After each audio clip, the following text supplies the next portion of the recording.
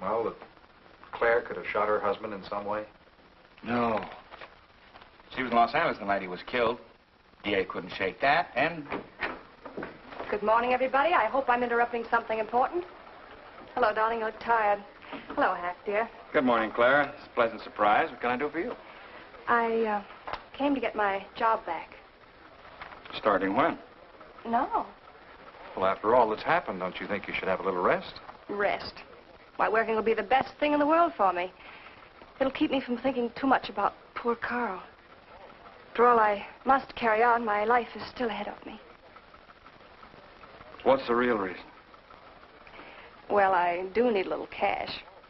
I have the house and my clothes, but I just won't be able to live on the widow's compensation the court will allow me.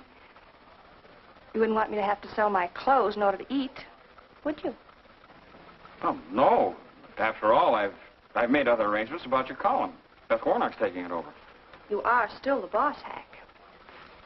Les, darling, wait outside for me. I'll be out as soon as I've had a heart-to-heart talk with Hack. I know. You might as well say yes, Hack.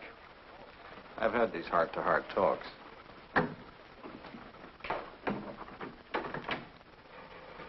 You will let me stay, won't you, Hack?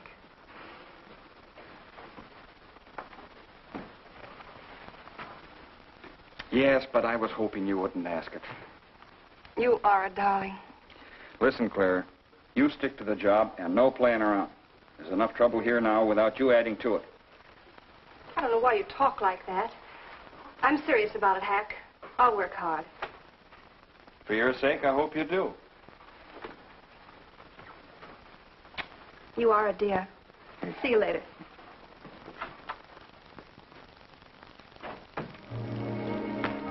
Well, see you later, Al. All right. Hopefully you're friends.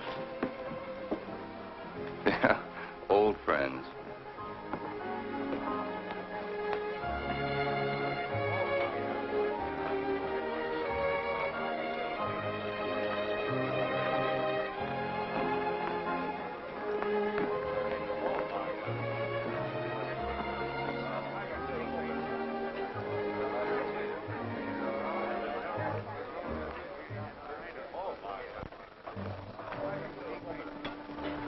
Two martinis, please. Chicken salad? Fine. Chicken salad for two. And coffee. Les, do you know a good lawyer? Yeah, why? Well, I need one to handle Carl's estate. What's the matter with Hanneman's regular lawyer? Ah, he's an old fuddy-duddy. I want someone whom I can trust to take care of my interests. Well, you might try Lawrence Carson. He specializes in probate work. Carson? Good. I'll call him tomorrow.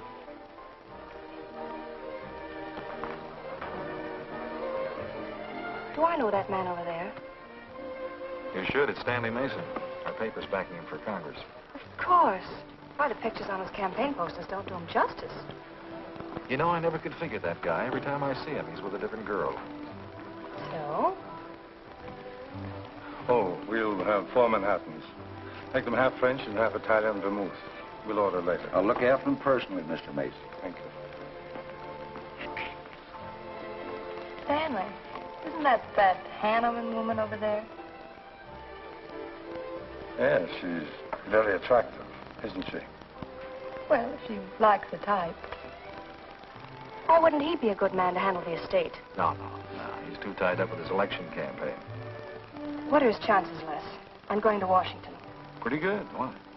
That makes him important. I've got to have someone with influence. He looks like the kind of a man who could get things done quickly. Capable enough, I suppose. Probably make a good representative. Personally, I just don't go for him. I want you to introduce me to him. You can do better. Oh, darling, don't be stubborn. I want to meet him. When you want something, you want it right now, don't you? You know what I really want, Les. I know.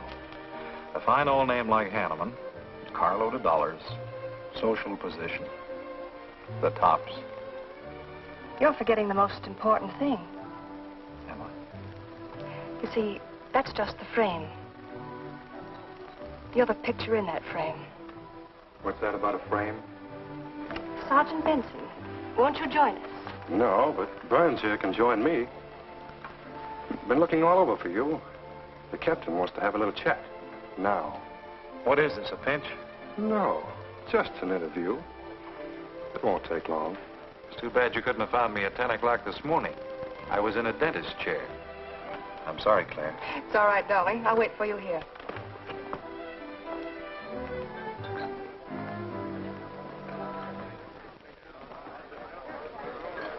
Violet.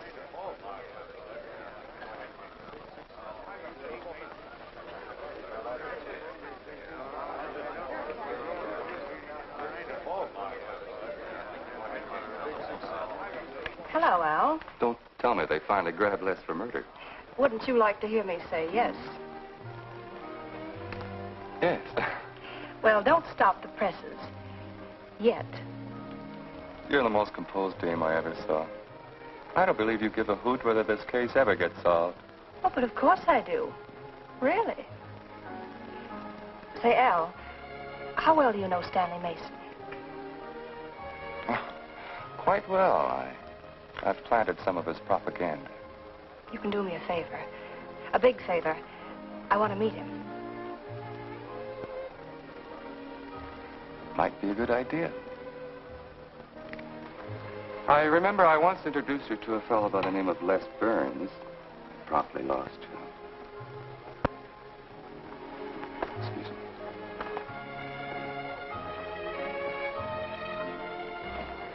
Stan, how are you? Well, hello, Al. Say, I have a young lady over here I'd like to meet you. Just take a minute. Well, all right. Excuse me? Excuse me. Claire, this is Stanley Mason. Mrs. Hanneman. I'm so glad to meet you, Mr. Mason. How do you do, Mrs. Hanneman? Won't you sit down? Sorry, I can stay but a minute. I know you think me rather forward, but being an attorney, you can understand my predicament. I'm desperately in need of someone to administer my late husband's affairs. I thought perhaps you could help me. Well, I hadn't intended on taking on any more work this summer. My campaign requires so much attention. However, supposing you come to my office at, say, 4 o'clock, we can at least talk it over. Oh, thank you. I would appreciate it. Here's the address. So, until then... Oh, excuse me. Sorry. Thank you, Al. Don't mention it.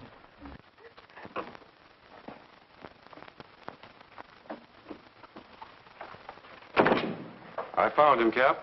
Right where I expected. With a grief-stricken widow. Only if she's grief-stricken... Skip it. Bless my boy. Have a seat. Last time it was hello, Burns. Today it's Les, my boy. What do you want? You know, I just wanted to chin a bit, will you? Oh? I didn't know I was that interesting. You live out in the Hanneman neighborhood, don't you? No, and you know it. But you go out to that neighborhood quite often, don't you? Yeah, so what? To visit friends. Oh, sure, that's right. There's Hack Doyle and his wife, June Taylor. Say, there's a clever little girl, huh? Your secretary, huh? Since when have you become so interested in my secretary? I thought you were a happily married man. Weren't you out in that neighborhood the night Hanneman was shot? Monday night? No, I wasn't. I played gin rummy with the boys in the press room. Went home to bed about 10 o'clock.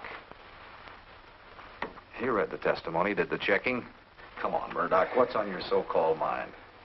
Funny, we can't find any record of where you were between 10 o'clock and 8 the next morning when you had breakfast at Drake's coffee shop. Nobody saw you around your apartment house. Nothing so strange about that. People in my neighborhood mind their own business. I spent the night sleeping. You got an edgy temper today, Les. Aren't worried about anything, are you? I'm annoyed.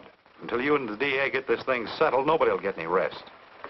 We may have the answer quicker than you think. The police expect to apprehend the criminal within 24 hours. Shall I quote that? You can write out the gags, Burns. You've been crazy about Claire for a long time, haven't you? That's right. You thought she was going to marry you. Then she married Hanneman.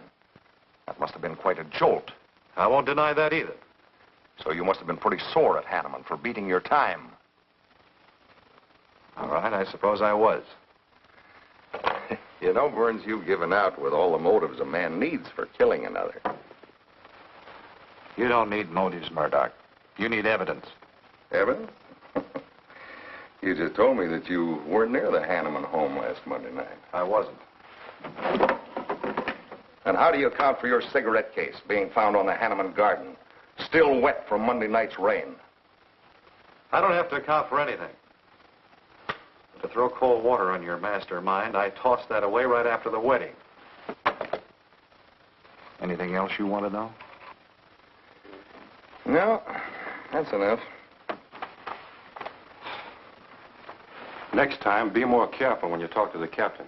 Listen, Mr. Benson. If I've hurt the captain's feelings or yours, arrest me. And I can sue and you'll be back writing tickets for jaywalkers.